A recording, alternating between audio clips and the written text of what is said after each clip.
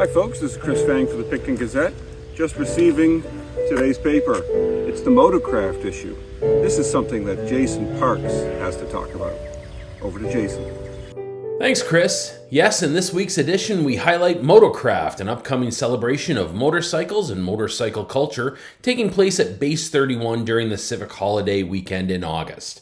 As a lead-in, we've got a great feature from Chamber of Commerce CEO Duarte da Silva, who shares his story of finding therapeutic travelings on two wheels in Prince Edward County. Motocraft will be one of the largest motorcycle festivals in 2025, and it has something for everyone. If you're a rider, there will be factory demos, moto camping on site, and Canada Adventure Tours are running guided trips throughout Prince Edward County.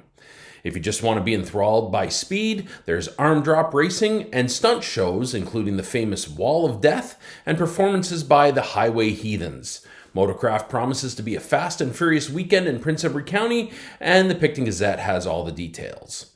Also in this paper this week, I catch up with Jennifer Dean from County Cider. Can you believe it's been 30 years since her late partner Grant House started his journey in building one of the top brands of craft cider in Ontario? Me either. I catch up with Jen and she provides a look back at the history of the industry and what's happening every day out in Wapoose at the cidery. Online this week, I've got stories about a pair of resolutions that passed at council recently, and the Picton Pirates have recruited 4 new skaters and swung a deal to get former Pirates prospect Ben Smith back into the fold. Check out these stories at www.pictongazette.ca. Back to you, Chris. Thank you very much, Jason. Other items in this week's Gazette include Karen Valahora's report on Visit the County's 2025 budget, which has some interesting statistics about tourist visits to the county.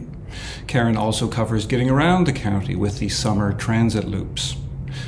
I've got the Cherry Valley natural gas pipeline, which is getting underway. The new public art policy is also in this issue. And to mark the Prince Edward County Jazz Festival's 25th anniversary, there's a look back at the history of this fine institution that we experience every August. Our editorial page features a statement from Mayor Steve Ferguson regarding the danger that personal slander of public figures threatens for democracy.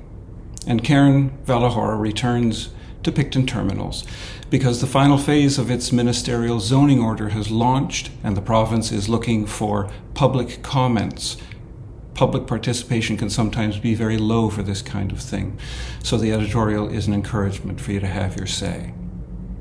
That's about it for the paper, but before you go, we've got one more thing. Happy anniversary! Yes, it's true. We've been doing these videos for a full year now. It only feels like 12. Well, there you go. So, Jason, any favorites? I really, the one thing that stuck with me is the 17 takes we took on top of McCauley Village to get that just right, that snippet on the tiny microforest. Yeah, that was a long day. I'm saving the bloopers reel for our 10th anniversary, so you'll just have to wait for that one. It'll be worth it.